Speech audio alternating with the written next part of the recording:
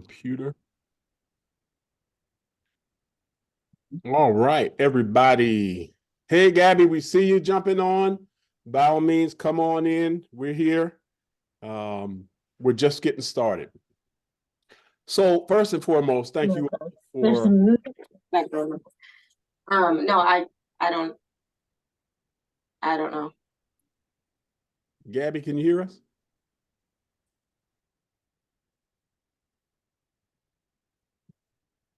Gabby, can you hear us?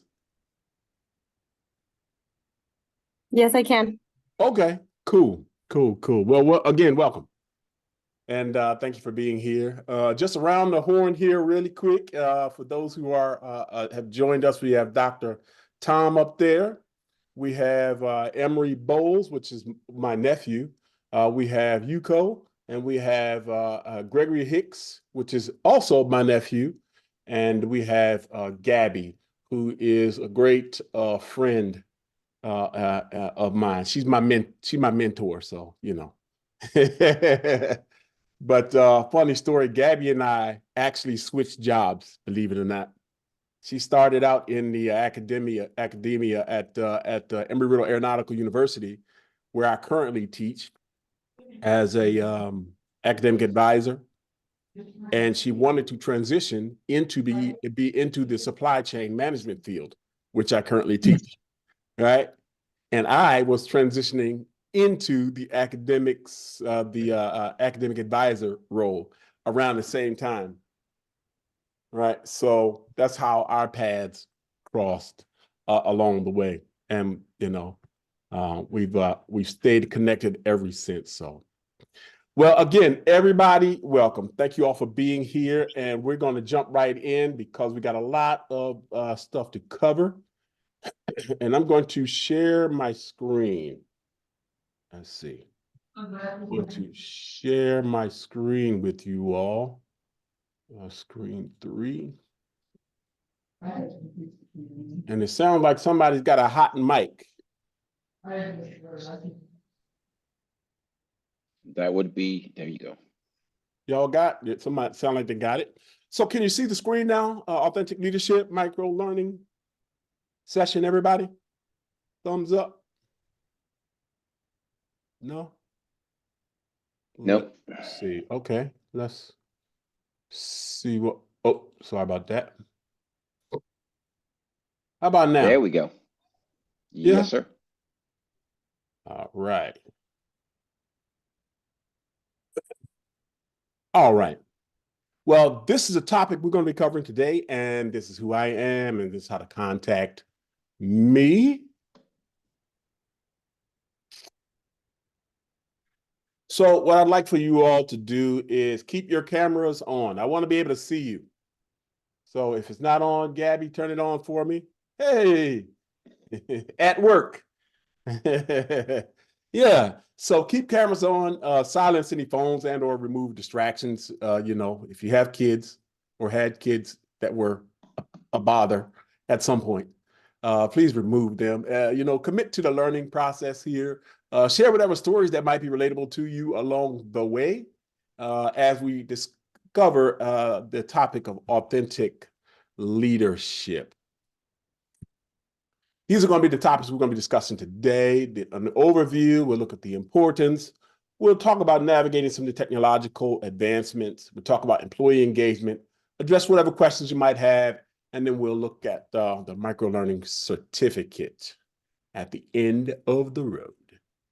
So what is, well, not attention management, authentic leadership. What is authentic leadership? When you think of it, what does it mean to you without trying to define what it is? Can I go? Yeah. Y'all throw it out there. For me, authentic leadership means something that's pure, something that's that coincides with your personality, your traits, because there's different types of leadership. And even though we have situational leadership, you might have to be a certain type of leader during certain times. overall, you're gonna have a leadership style that reflects and brings out your personality, and it'll come natural for you Mm. because that's the type of person you are. Like if you're a serving type of a Mm. person, that serving Yeah. type of leadership, or if you're more of a strict my way to highway dictator type, that's your personality, type A. So there's leadership styles that coincide with personality. So Yeah. when I think Yeah. about authentic leadership, I think of a style that pairs with your general personality. Yeah. Yeah. Good. Good. Anything else? Anybody? What comes to mind to you? Yeah, I had a thought. Yeah. Sure. Sure. Um, well, when I think of the word authentic, um, usually an expert will authenticate something, Sure. that they know is like real, like a masterpiece, whether it's fake Yeah. or original.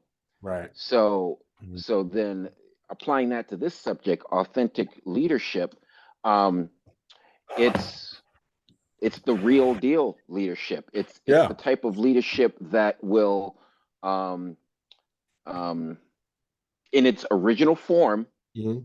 that no one can dispute. Mm. Um, it's no one can dispute where it came from and its effectiveness because it's going to be powerful no matter what angle you look at it. Yeah. Yeah. Good. Good. I like that. Anybody else? Yeah, to piggyback off of Emery, I, uh, I guess to sum it up, ethical. Ah. Yeah. Yeah. Ethical, true, genuine, real. Right. That's authentic leadership. Let's take a look. Excuse me. So if you're looking at the screen there, excuse me. So authentic leadership is not, right? Authentic leadership or an authentic leader is not one that lacks self-awareness, right? They have self-awareness. They embrace self-awareness, right? The leadership style is not one that lacks empathy, right? It doesn't dismiss the feelings of others or the other person's perspective, right? It doesn't shift blame onto other people. It does not avoid accountability. It embraces these things. Authentic leaders take responsibilities, right? They're inspirational in general. They have an ability to inspire others, their vision, their passion, right? Because of their authenticity, right? An authentic leader is not one that's resistant to change. You know, they embrace the change. They embrace the steps that's going to be associated with the change. They embrace all those things that go along with making the organization change. Continuous improvement processes, so forth and so on. So you'll see there what it is kind of and what it is not. Right. Can I So share a thought? yes, please. Going back to your chart, that's what like when I was thinking of that's what I was focusing on, like that self-awareness. Yeah. Their Yeah. Yeah. self-awareness. Yeah. And Yeah. then going back to like with Emery, I was thinking about how like some people, like especially you see it in the military, right? When people change, when they get power Ah. and they act different, and some people will be like, oh, he ain't even like that, she ain't even like that, because they're Right. not being true to like how they are. It makes me reflect on Right. that. Yeah. Yeah. Because with greater responsibility, it becomes greater power. All right, and we have to be attuned to that, and along with that, comes with it more responsibility and more accountability, things like that. So yeah, great point. Thank you, thank you. So if we look at just an overview of authentic leadership, just some key takeaways from what your the manual, the e-manual that you all have. I'll only be just kind of skimming the surface, kind of generalizing some key takeaways because you have the information there in front of you, right? So when we think of authentic leadership emphasizes genuineness, self-discovery, moral communication, and vulnerability. Sometimes, you know what I mean? It also fosters that openness, that trust, the mentorship within, one-on-one and or with your teams. while recognizing that human complexity that exists within organizations, right? Which really is a departure from that traditional power-centric kind of model, right? That top-down, as Alex mentioned there, that is different from that top-down power-centric driven, those models. When we're talking about, as Alex mentioned there, when we're talking about self-awareness is keenly integral to a genuine or an authentic leader, right? As it enables that leader to align their values and their behaviors, right? It also fosters that congruence in personal and professional spheres, right? An authentic leader cultivates emotional intelligence, right? Fosters supportive work environments where the individuals who are in that work environment feel valued, they feel empowered, they feel understood, they feel heard, right? This particular leadership style extends beyond that just self-reflection to also include things like building sincere relationships and sincere and trust. And they do that through an honest and open communication with those that they communicate with. It also emphasizes kind of that flexibility, and it and acknowledges the unique talents, abilities, aspects of leaders and teams that ultimately shape the landscape of successful and compassionate leadership practices, right? So key takeaways there, just from just a high level view of authentic leadership, genuine self-discovery, moral communication, and emphasizes vulnerability from time, and then fosters open communication, trust, mentorship, so forth and so on, right? So what I'd like to do is take a look at the questions, right? Same questions that you see on the screen are the same questions that are in your book there. So what I would like for you all to do is just take a look at question 1 for me, right? How might you incorporate the principle of authentic leadership into your own leadership style, considering the emphasis on self-discovery and transparent ethical interactions, as Tom mentioned too, as foundational elements? How would you, or how might you incorporate that into your leadership style? Anybody can go, just throw it out there. So I have a question. Oh, yeah. Because I don't think that a leader would directly correspond to a person of influence. Yeah. Meaning like a supervisor or a manager. A leader can be anyone within your team. Yeah. And so the challenge that I maybe would put back to you is showing up as your genuine self, and not adopting a persona of someone who leads, and whatever that means, right? Becoming, authoritative because you feel like you have to in order to be productive or get a specific result. To be empathetic when things are challenging or someone's going through a difficult time, or as your soft skills, right? As you will. So when incorporating that authentic leadership part, I personally have found in the corporate world, there is an adoption of a persona that is a leader, as opposed to showing up as your genuine self and becoming and shaping your own definition of what is a leader to you, how you wish to show up to influence those around you, to grow, to evolve, to get the result that you're looking for.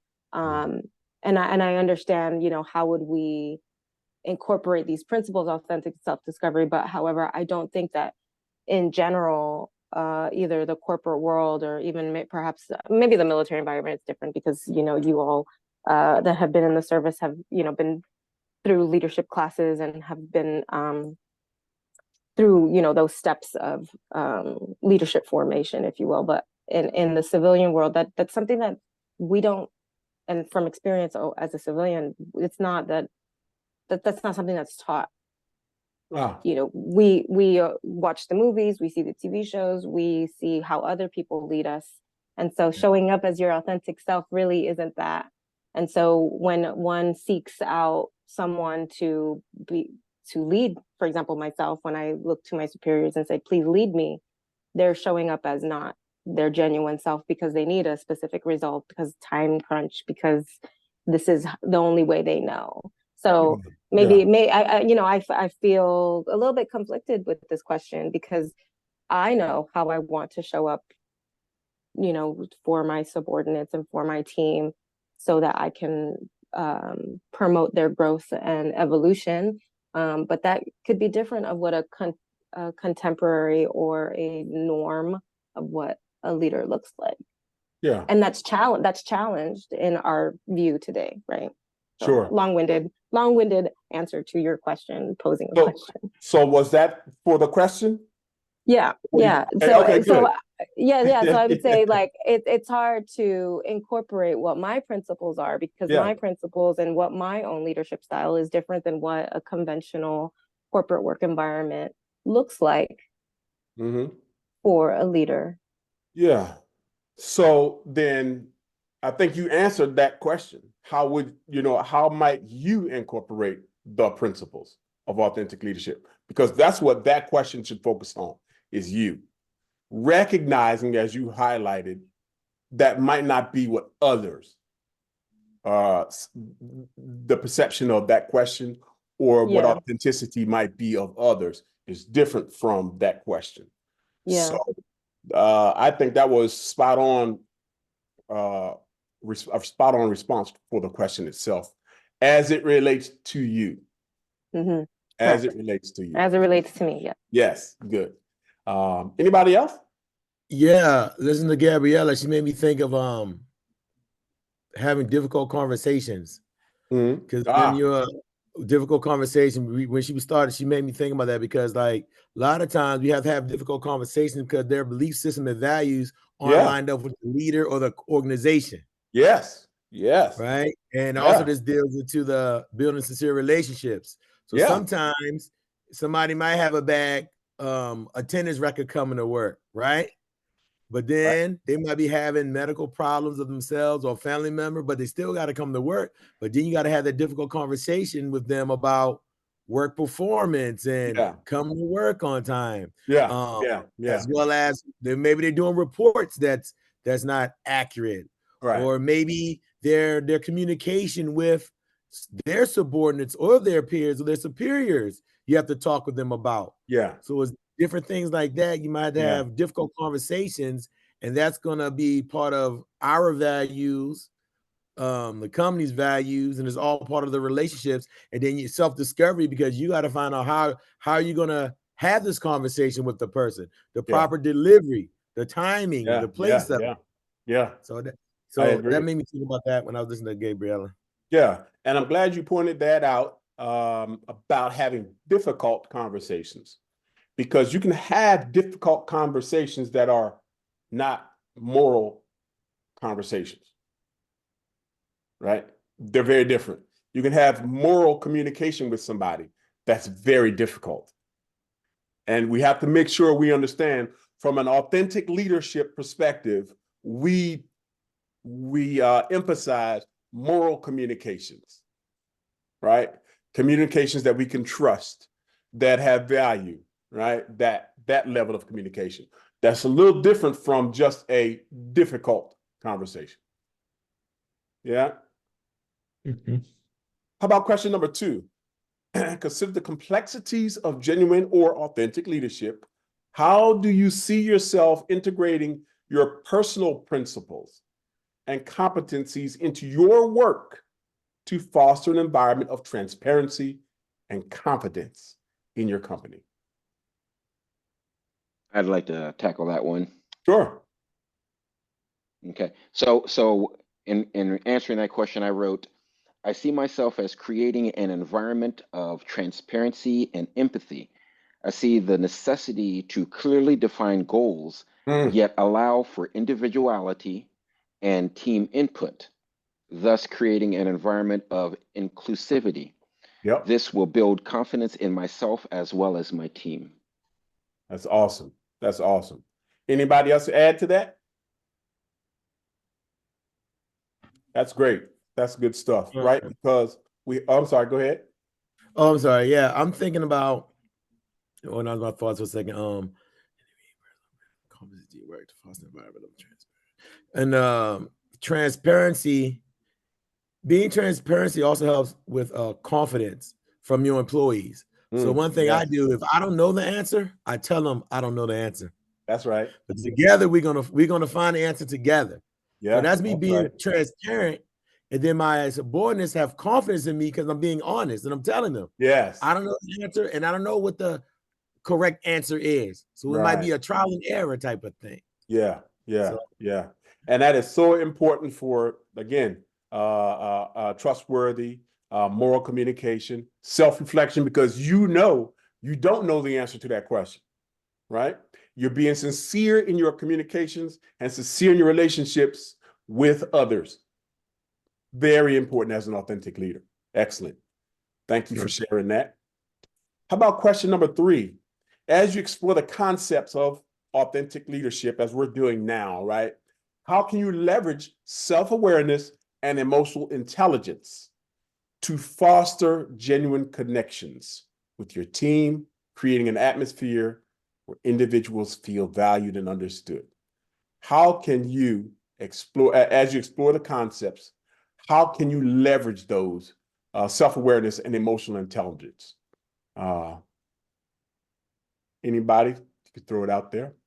I think Yes. being forthright in your truth, Mm, right? yeah, If you feel that a certain approach is most effective with a group of people that you have led or you lead, and they respond to you in a specific way, whatever that is, that's honest and that's genuine to you and how you are as a person, yeah, right? And carrying yourself in a way that they see, like, you know, was said before, that you make mistakes, you don't know the yeah, answer, owning that and owning who you are and saying like, I understand where you're coming, or, you know, and just being relatable to them.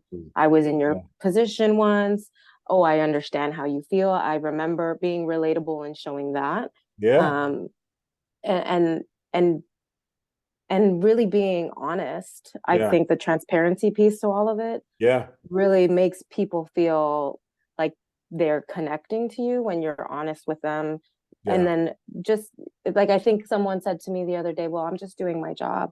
You don't Oh, have to thank me. I'm just doing my job. I said, but I still value that you do your right. job and that you wanted to complete that task. So I'm going to say thank you. Yeah, Even if yeah, you're doing what's within the job description, I'm going to make sure that I thank my team. If even I have nothing to provide you, like lunch or a gift or yeah, whatever, I'm yeah, going to say thank you, because yeah, that's me showing you respect. yeah, And people respond to feeling respected and feeling appreciated and being told those things out loud. I thank yeah, you for all you do. I appreciate your hard work. I know yeah, that was yeah, challenging, but we made it out together. Thank you for your help. Thank you for, yeah, yeah. all of that shows genuineness and Yes. care. And it goes a long way to get things done, even. Sure, sure, sure, sure. And those behaviors, those actions that you demonstrate with your folks are critical to shaping that landscape of a successful and compassionate leadership practice, right? So, so good on you. Well done. Great job on that, team. Yeah, great job on that. Let's look can at the I share a next. thought? Huh? Can I share a thought? Sure, sure, sure. Going back to the part where it says like self-awareness, emotional intelligence. I know for myself, me personally, going back to difficult conversations, it's hard for me to have difficult conversations because I don't like to. It's not as hard because my personality. I don't like to hurt people's feelings. I want to Right, be the one that always makes people happy or sad. So right, I'm right. aware that it's challenging me to have those conversations. So what I do is I practice what I'm going to say Mm, to the person, how I'm going to say it. Me personally, I have to practice. And right. then what I do is a lot of times there's something going on in your organization. You probably already know who has issues with you and stuff like that. So I'll practice and I'll have like my VP or colleague. I said, hey, this is going on. If it's something that's known that I can share, hey, I have to say this to this person. How do you think this sounds? And then sometimes, for example, my VP, she's been at my campus longer than me. So also tied to this is self-awareness for self, but also knowing the personalities of my staff. I know which one of my staff, kind of like your children. You know, you have children. One of your children you can just look at when they're doing something bad. That's enough. Another one of your children, you might have to yell at the ground, right? Your staff is the same way. Your staff is the same way. So sometimes I rehearse with myself how it's going to sound, or I might share it with another leader, say, hey, I'm going to say it this way. And then they might say, you know what? Change it up a little like this. No, you can't use that. Instead of saying use this word, say that word. So they might swap a couple words out. So things like that. Know my own limitations. Know that I'm my staff when I'm engaging, interacting with them. That's what that's what I think about. Yeah. Keywords there being self-aware. You know what your limitations are. You know what your capabilities are. You know what your strengths and your weaknesses are. And you tap into those first before you go into that communication with others. Very important. Well done. Well done. Well done. So if we look at the importance of authentic leadership in today's context, right? When we are thinking about the modern day workplace dynamics that are rapidly changing all the time due to that new technologies, implementation, increased desires to, be more cooperative and collaborative. And also too, we got to keep in mind that the remote work still happens, right?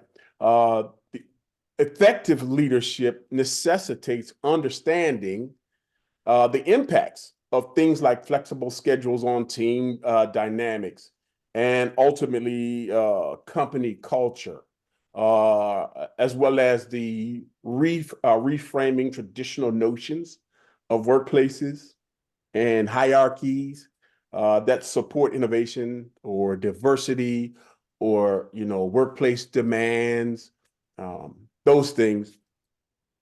All those things require adaptability and forward thinking, right? As we're talking about today's workplace environment. Which brings me to a thought or a term of globalization. I know some of you know and understand globalization as well as I do, but oops. Sorry about that. But when we're talking about globalization, we're talking about the global workforce. We're talking about connectivity, interconnectedness, interdependence among either countries or societies worldwide, right? It involves that integration of things like the markets, the technologies that we all use now, any policies, any processes or procedures, or even cultures, right? It is driven by advancements, innovative advancements in areas of technology, communication, transportation, right? Really those things facilitating the movement of goods and services and capital and information and people across borders. Y'all with me so far? Kind of that big picture globalization things. And I know like Tom and Gabby, both of you all in the supply chain sector. So I know you all understand a lot of that piece. So I just wanted to clarify that for everybody else that may have needed it. So it is safe really to assume that globalization has transformed the landscape of how we lead, right?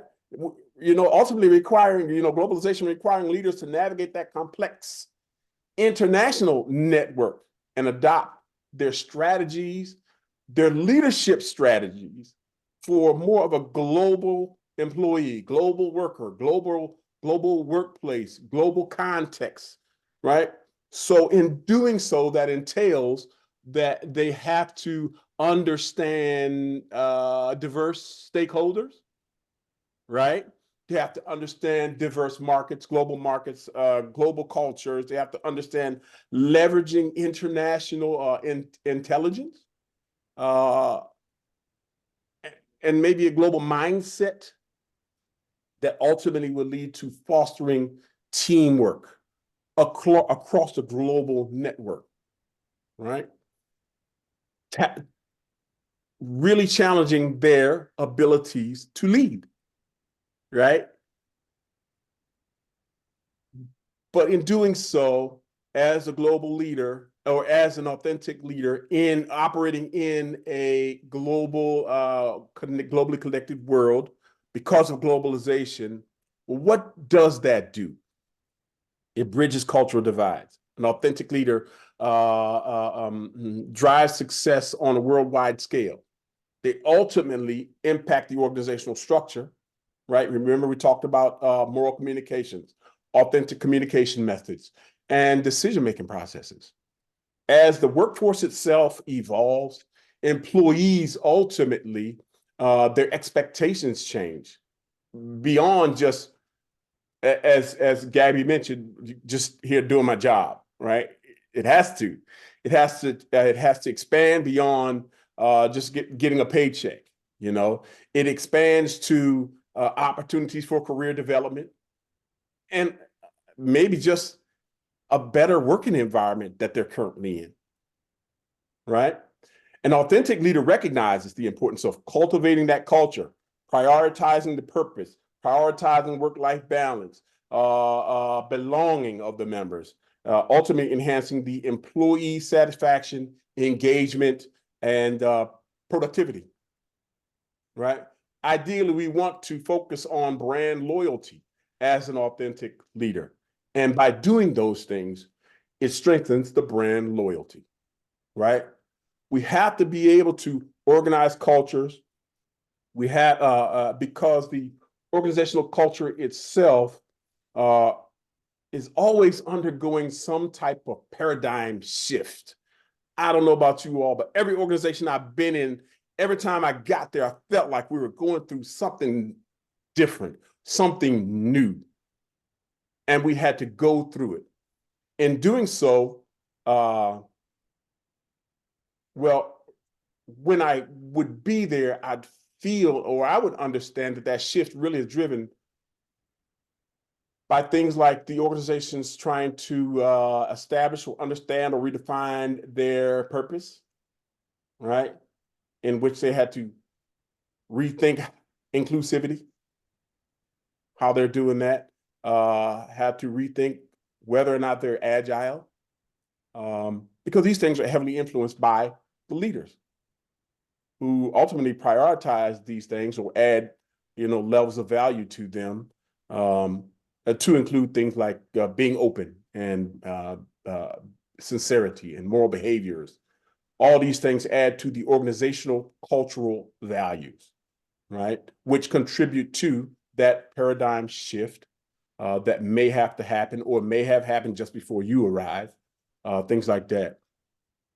So keep in mind, when we're talking about globalization, as you heard me mention before, we have global stakeholders, we have diverse stakeholders, we have diverse markets and cultures,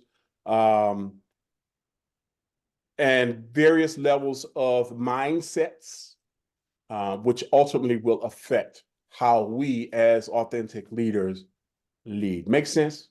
I know it's kind of a long-winded way of trying to get that point across, but I wanted to make sure we were good on that. Any questions before we move into the questions? Or any additional thoughts before we move into the questions? Let's look at question 1. In the context of changing dynamics that we just talked about, right? Of the modern workplace, how do you envision adapting your leadership style to effectively navigate the rise in remote work, technological integration, and the evolving expectations of collaboration within your team? How do you envision adapting your leadership style? What are you going to do? What does it look like? Throw it out there. I think being open to change, but leaders are growing and learning. I think that we always have to find new ways to figure things out, and hearing folks out that have different opinions than we do. Yeah. That's that globalization piece, right?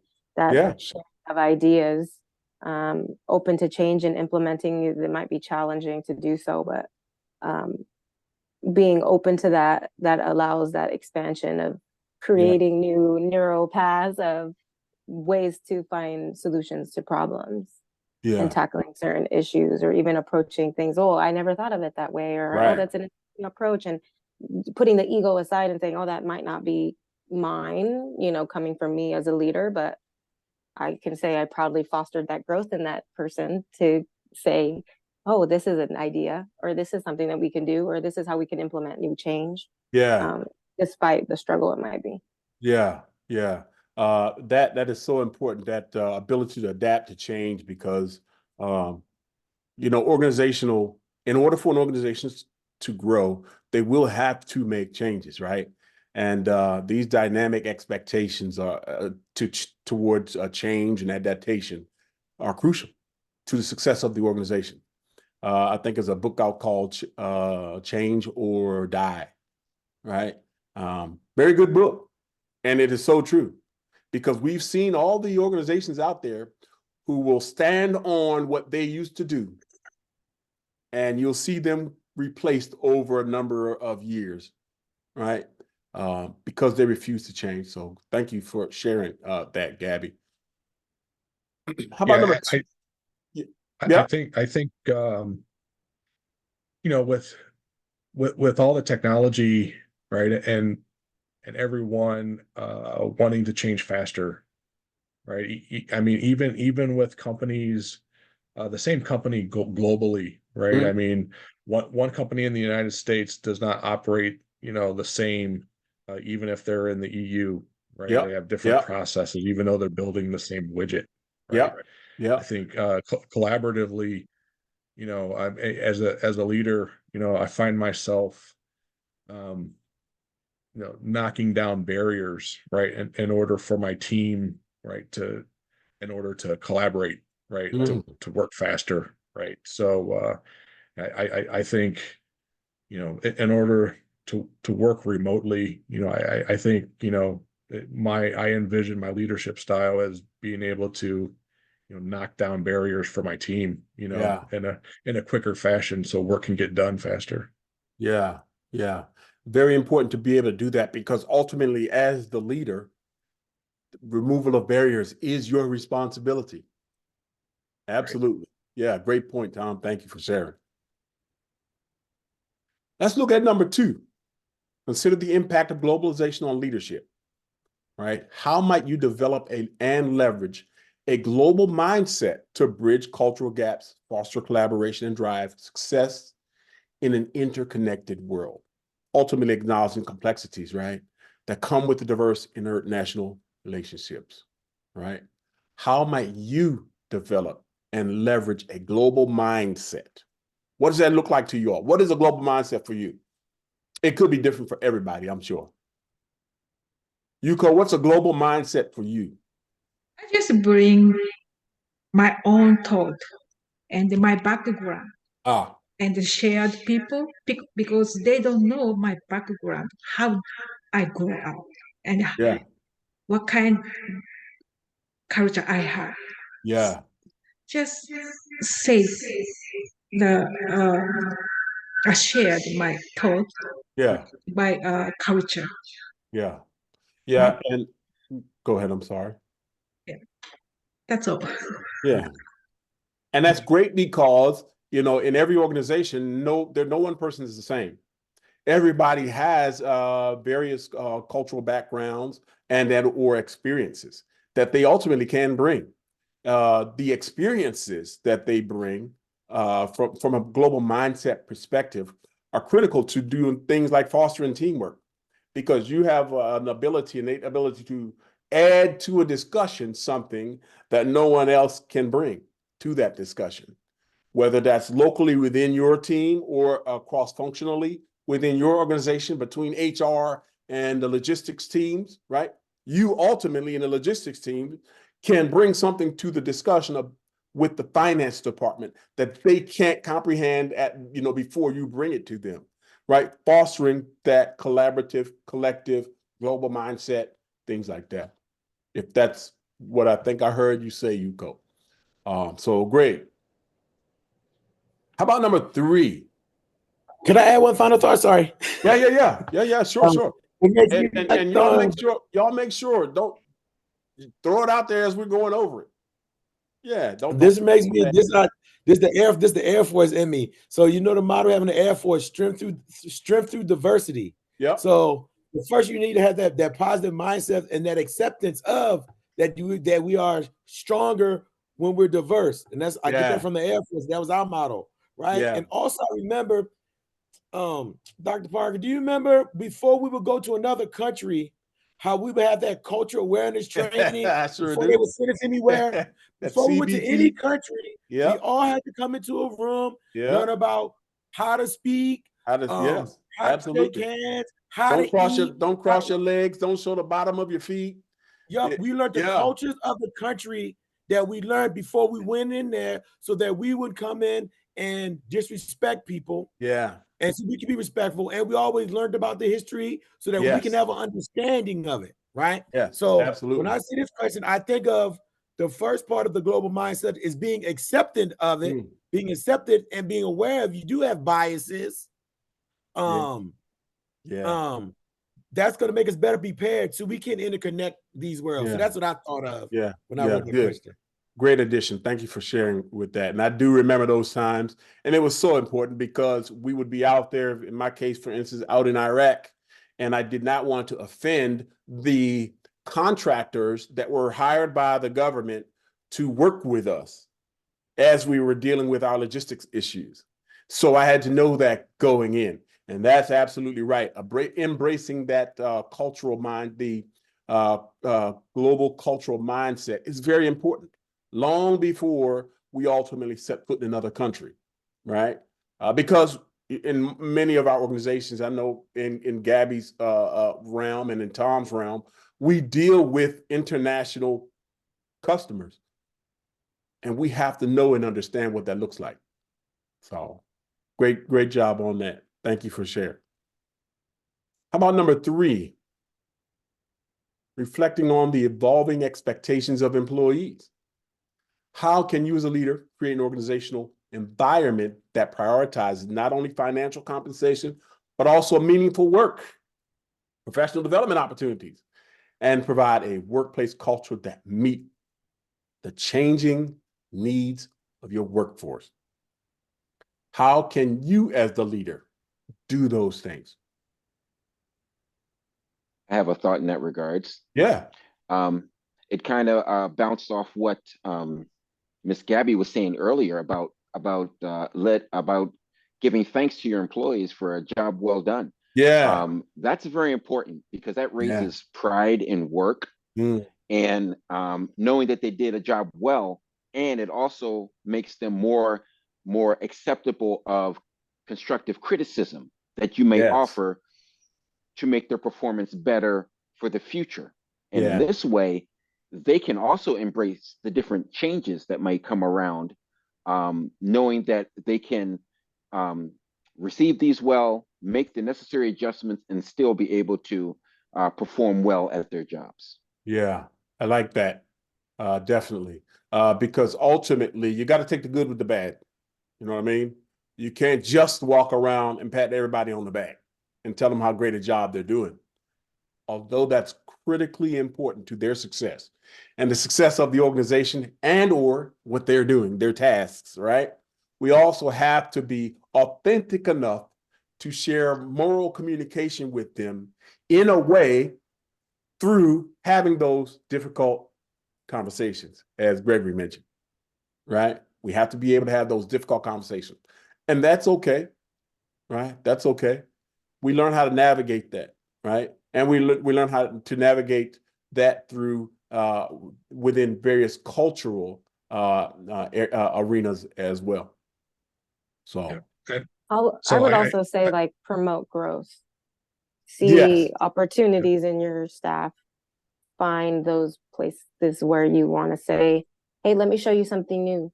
Yeah. Let's build your toolbox, your utility belt, if you will. Let's encourage where you want to go in the company, whether that be with you in your space or somewhere else. Find those mentorship, cross-training opportunities. If you have downtime as a leader, say, hey, you have a minute? Let me show you something. Let me explain to you why this works, how it works in our organization and our operation. And then you can find that sense of purpose, and that person could learn and grow, and give them more of a reason to connect with you and want to work for you. Yeah. And do a good job. Absolutely. Because, you know, the employees have made it very clear that they're not staying just because of the money now. They can make what they're making across the street. So you have to tap into, well, why are you here? Why are you staying here? You know what I mean? And that's a tricky game to try to leverage and understand how to best pursue that. So great thought. Tom, did you have something you want to add to that as well?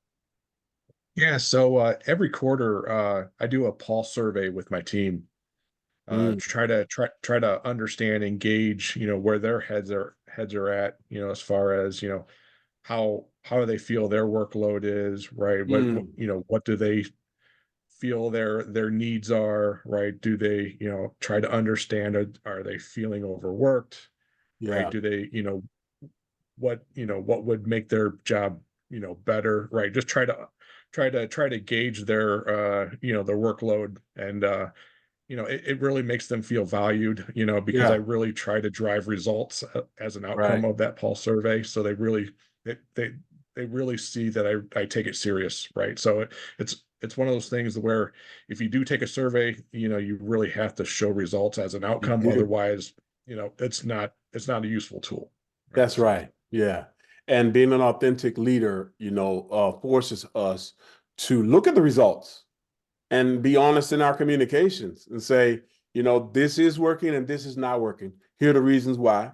But I owe it to you as your leader to share with you, you know, where we are as an organization. Yeah.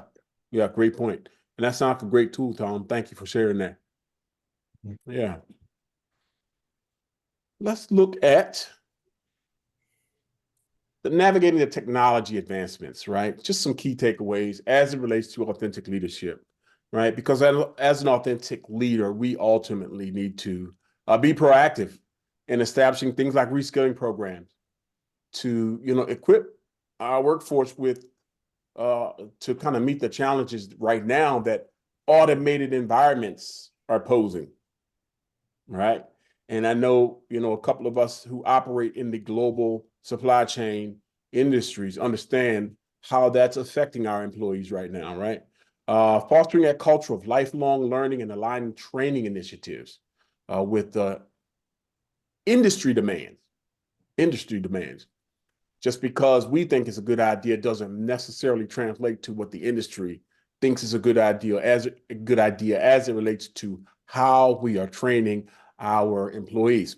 And I could say, I would assert the same would be for how the educators at your school, Gregory, are understanding, well, what does society need from the students that'll be graduating soon, right? Because it's different when I graduated than when your students are graduated on what society looks like, expects from the graduates nowadays, things like that, right? So as, you know, authentic leaders, we've got to navigate things like ethical implications of automation, right? We got to navigate that field. We got to do it with care. We have to be able to address concerns such as, you know, because I know we've all heard that automation is replacing my job, right? They're taking jobs from everybody, that kind of stuff.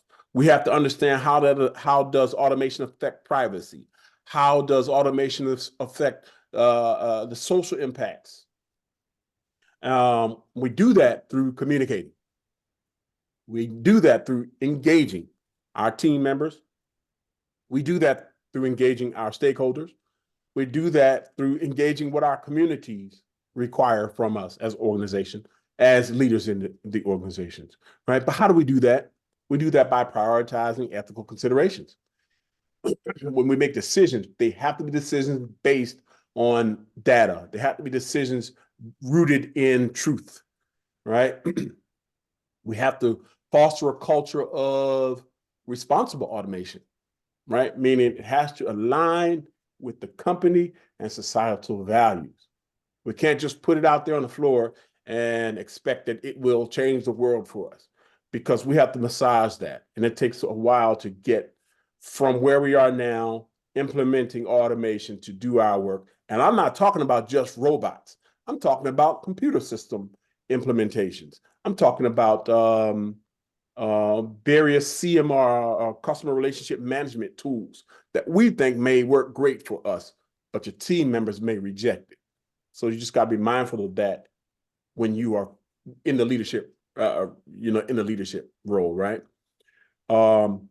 We have to strategically organize our staffs to embrace, to be able to embrace and or integrate the automation.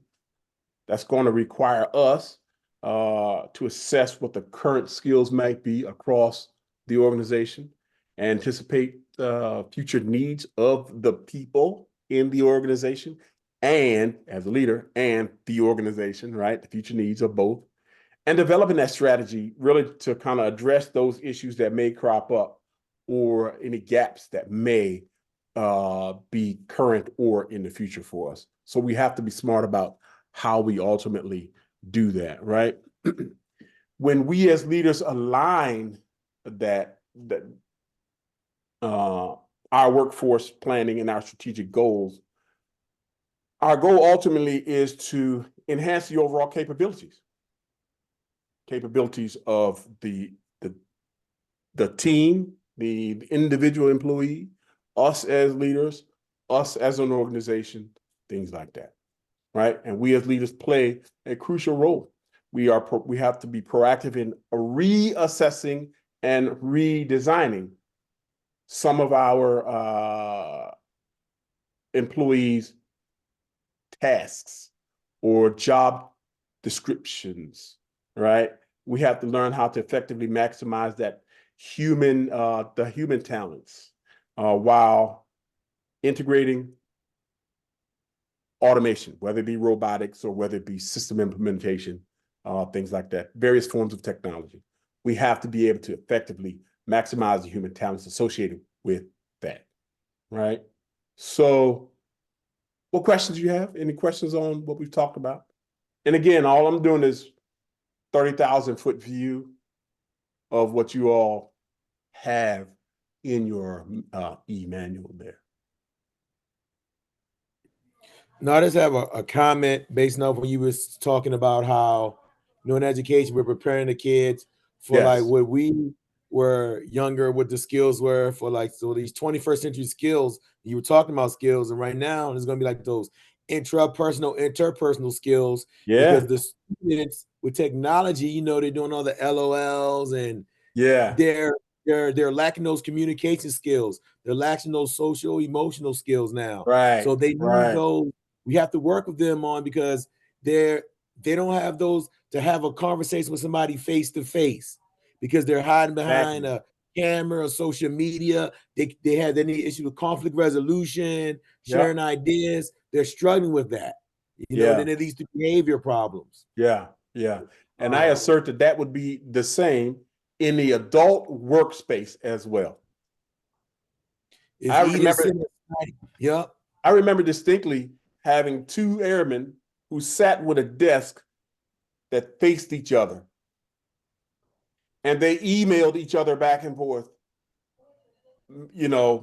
disagreements, gruntled. And I thought, but y'all are in the same office. And you don't even talk to the guy about what's going on. And you know what I mean? So that does happen, even in the adult working space, right?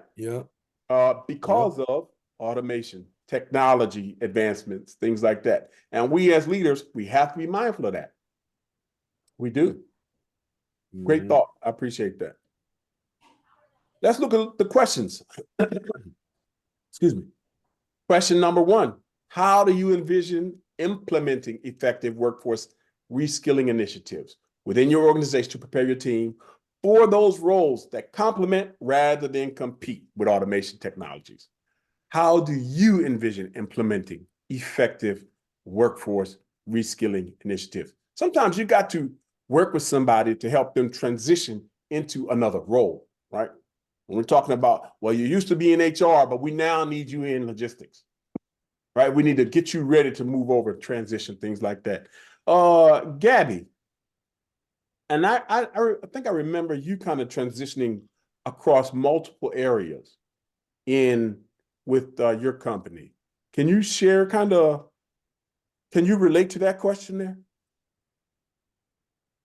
Yeah, I mean, I would first like to add that my leadership does a good job in promoting cross-training and constant learning. So when there is an opportunity of downtime, we are encouraged to learn another operation or skill. Or to reach across businesses, if you will, to say, like, how can your task relate to me? Or if this specific person is a subject matter expert to something, you know, reaching out and saying, hey, can you help me learning XYZ? So I would first like to say that my company and my leadership promotes that. And I think that even the constant learning aspect of it is us learning ourselves, right? Being here, taking on these opportunities and learning these skills and connecting with other people.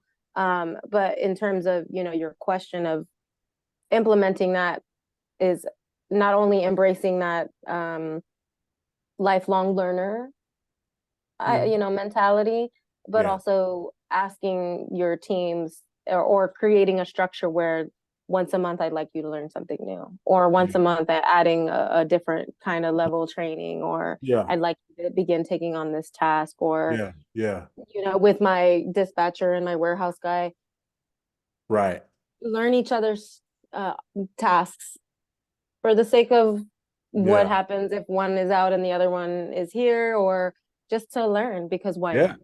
Yeah, absolutely. And I tell you, that bodes well for strengthening the relationships between those members of the team, because they can really learn to relate to the struggles of what's going on in the other area. And they'll also be able to say, you know what, whenever we do this here, it has a negative effect on this group. And we might need to rethink how we're doing this. Or somebody that has a qualm about the way somebody else does something. Well, there's a logic, there's a method to the madness. There is, yeah, absolutely. Thank you so much for sharing. That was a great example, real world example, and I appreciate that. Yeah, good stuff. And I remembered we had a conversation about some of that before, so thank you. Let's look at question number 2. We're talking about ethical implications, of automation, right, in technology, really. You know, how would you approach responsible implementation within your leadership role? So really, you look at, for instance, if you're in warehousing and you're robotics, or you are in manufacturing and robotics, or if you're in education and systems integration technologies for curriculum development, or, you know what I mean, wherever you're in, if you're in the electrical field, you know, look at it from your lens. How would you approach responsible implementation within your leadership role? Emory, I'd like for you to take that on. It's interesting you should call on me. I am in a very unique position because I work construction. So when it comes to automation, the only way it really affects our field is if the customer wants it. If they want it, we install it. So no matter what kind of changes, what kind of technological changes comes about, because there is not too many machines, computers that can really do what we do. If someone needs a building, I mean, you know, 3D printing is becoming a big thing. However, That's automation. they're not, yeah, but they have not yet figured out how to 3D print a school Right. in its entirety, filled Yeah. with plumbing and electrical and all sorts of systems. Yeah. People have to do that. Right. And so where, you know, construction workers are still in high demand. However, it's not like we are not exposed to it though, because as I mentioned, if the client wants these automated services, we will install it for them. Like when we build a grocery store, we may put in 20 self-checkouts. Right. Now the grocery store has one person monitoring 20 registers, whereas they would have needed 20 employees, one for each register. Yeah. That's right. Yeah. I see that. Yep. So that's how we're exposed to that. So right now we're unique in that we're little affected by those type of technological advances, but who knows what the future is going to hold. Man, that's so awesome. We'll just keep an eye on that. Yeah, that's awesome. That's awesome. Thank you for sharing that. Yeah. So this question it really affects the world I live in quite a bit, right? So it's not so much the tech, well, whatever technology that you're looking at, it's the behind the scenes that's being affected, right? The data that's being stored, where is it being stored, right? What government owns that data, right? Yeah. That's the real question, right? Because when you're working with governments, right, and they're, you know, the good players versus the bad players, right? Who has the data, right? That's the big question, and that's where the ethic lies. Yeah, very important, because we have to take into account when we're talking about data, we have to take into the account of collection. We have to take into account storage. We have to take into account the ability to share that information, that transmission. We also have to take into account things like privacy, right? And things like transparency, right? All those things.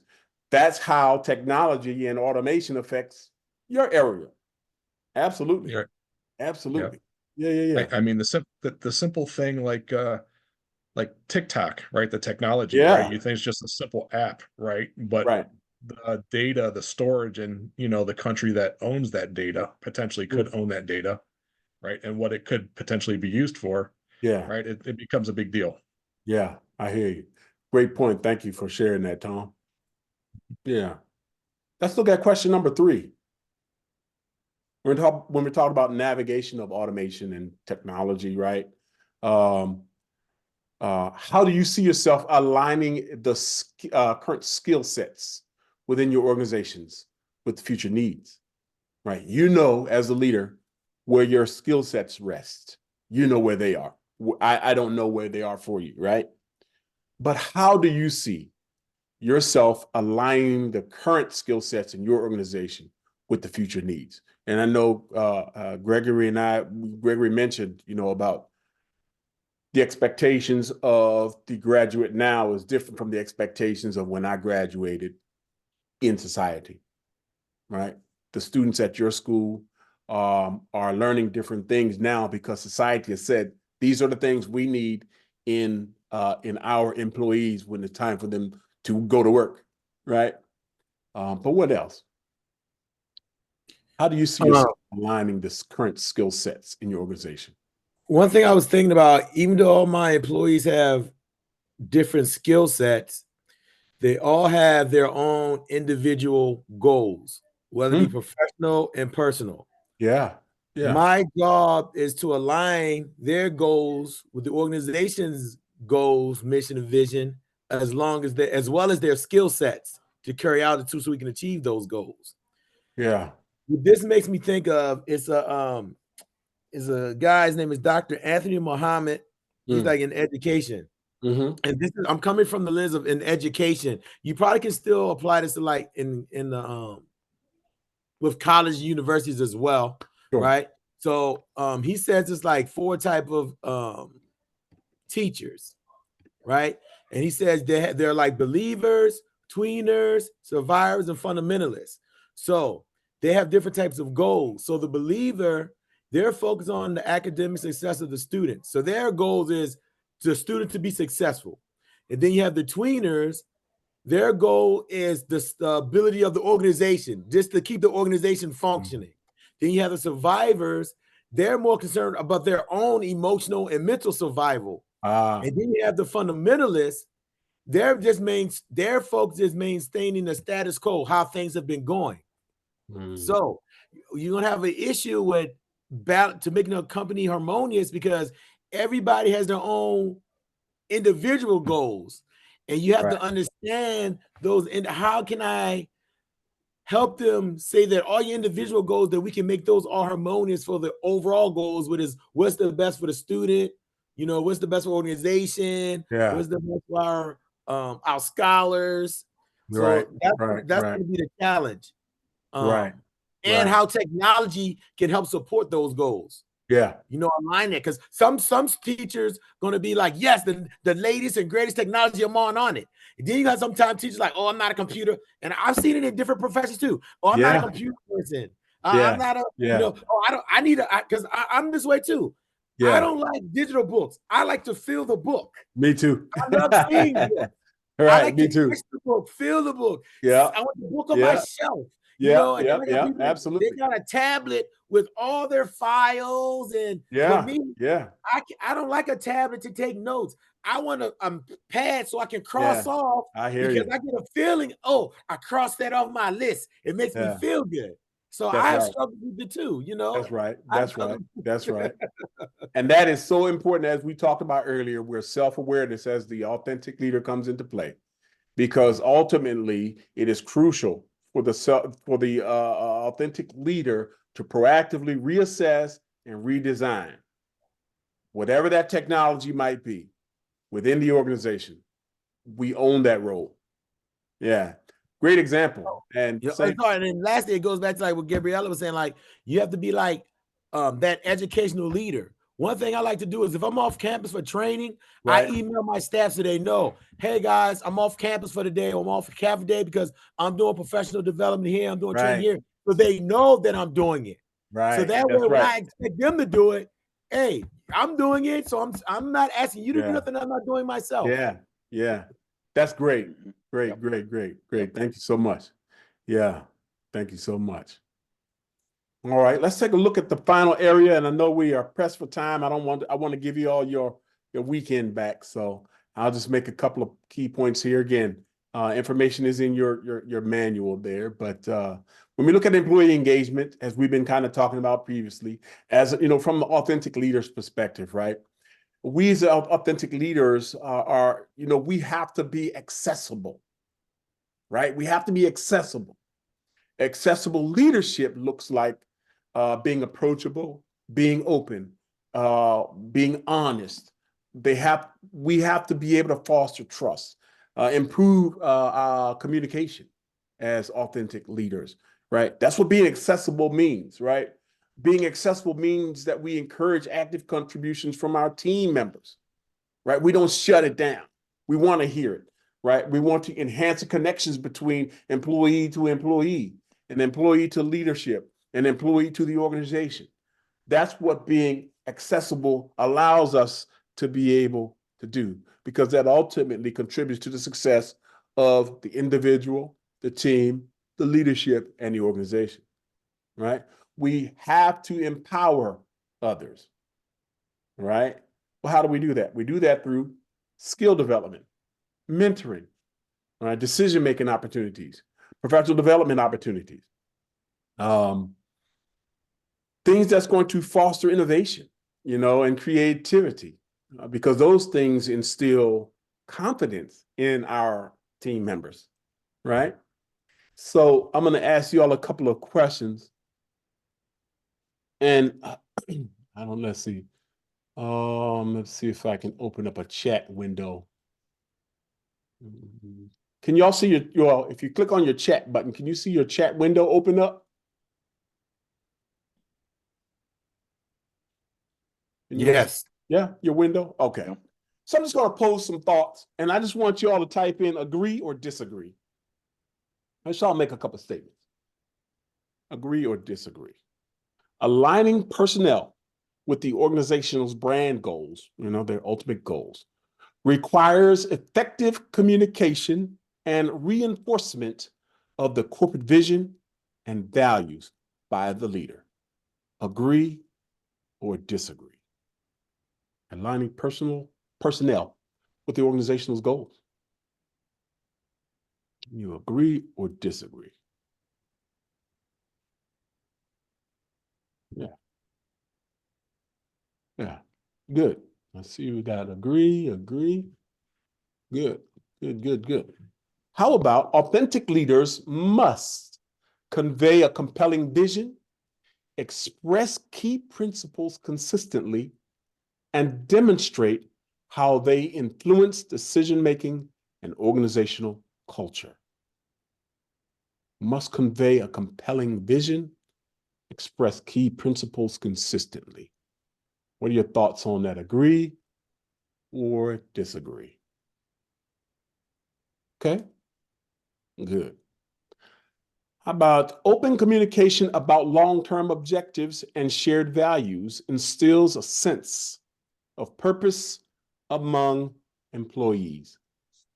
Agree or disagree?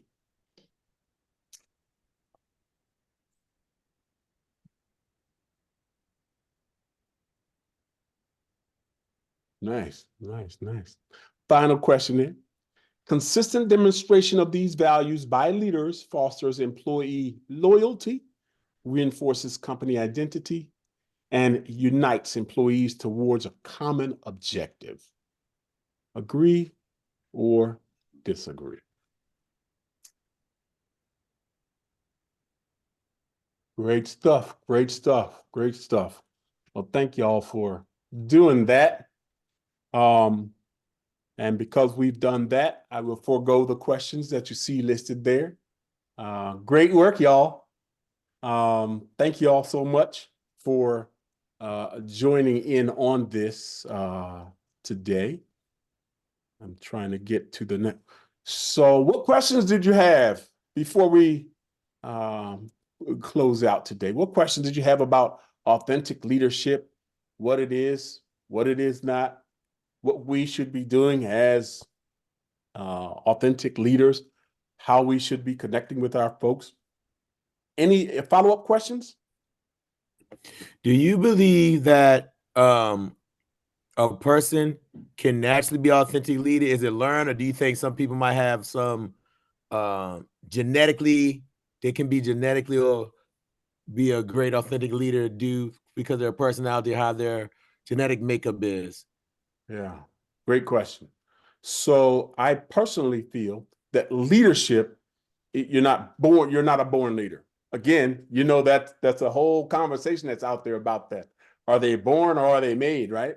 I've always felt that people possess traits to be a good leader, to be good, great, or authentic leader, but that being a leader requires you to have training and to become.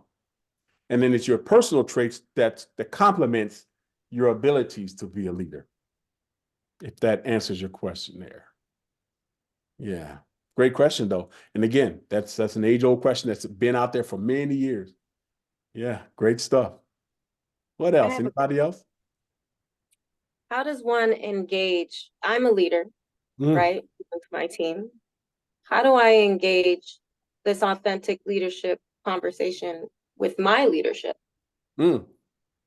So that I can get guidance on how I would like to be led or promoted in growth. Right? How do we foster that conversation? Yeah. So I think, I think it's very important that you engage as an authentic leader using moral communication.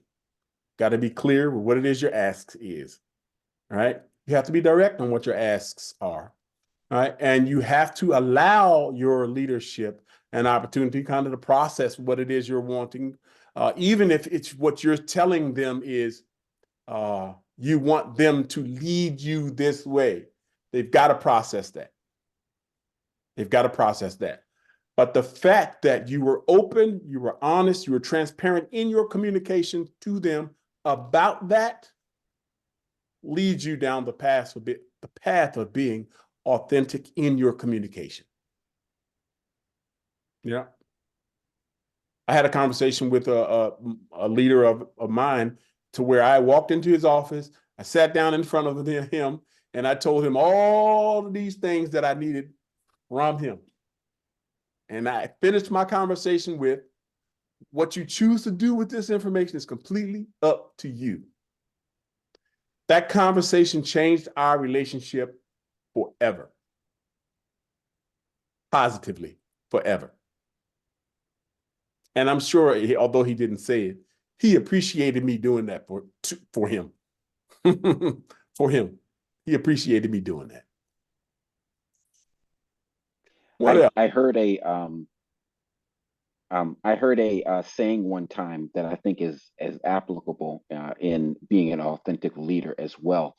And that is, life is 10% what happens to you, 90% how you respond to it. Yes, I hear you. So when it comes to authentic leaders, it's all about how we respond to things, how we respond to our environment, how we respond to others, not how they're responding to us. Yeah. Because we don't have any control over anybody. We only have right. control over ourselves. That's right. And how we respond is so important. How we respond. Sometimes we get it right. Sometimes we don't in our response. And we all probably have our own stories of how our response was perceived by the receiver of our response. And you know as well as I know, perception is in the eyes of the beholder. However, the receiver owns that perception of your communication. They do. They're on the receiving end of it. They're going to formulate their own opinions about it. You know, so no matter how well-intentioned your response was.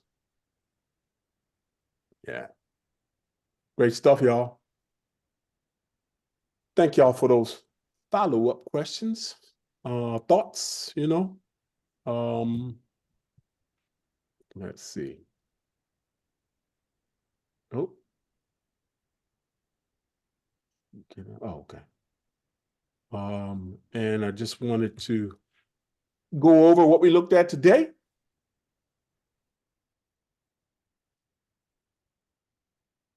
I just wanted to, and you all went through, except for Gabby, I think, the enrollment process.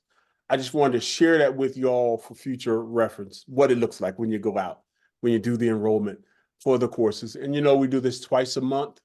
The next time is in the April timeframe. But what to look for when you're going out to enroll, you go out to the main page, learning formats, micro learning sessions.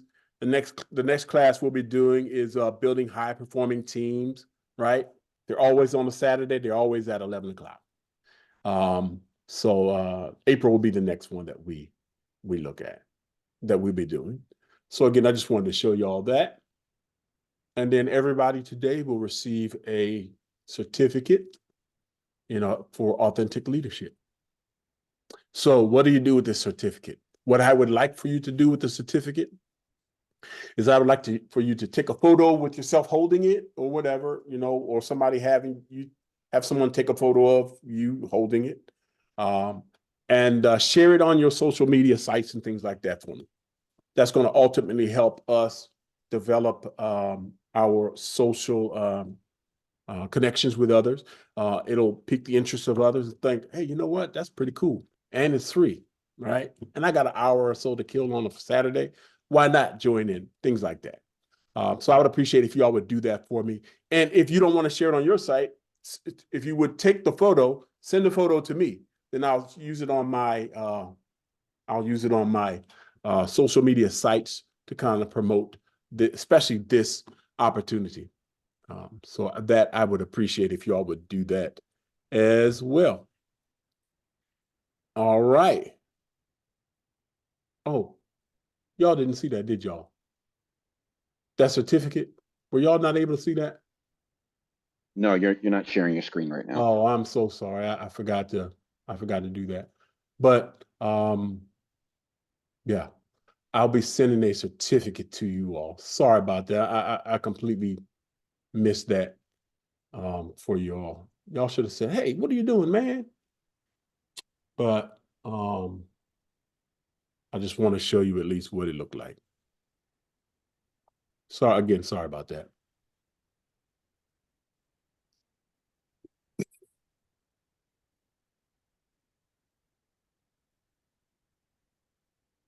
Can you all see the screen now? Yes. Yep. Okay. Yeah. Sorry about that. So that's what the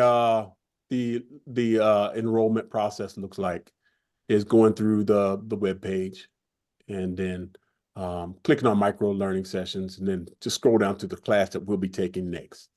Right. And then this is what your certificate will look like from today's session.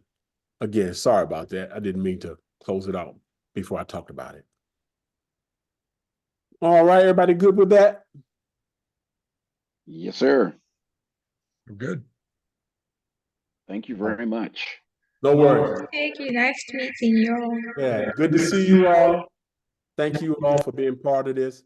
And we look forward to seeing you all again. You can feel free to jump out there and enroll anytime you want. And again, this is the open format forum discussion that we'll be using for all the sessions.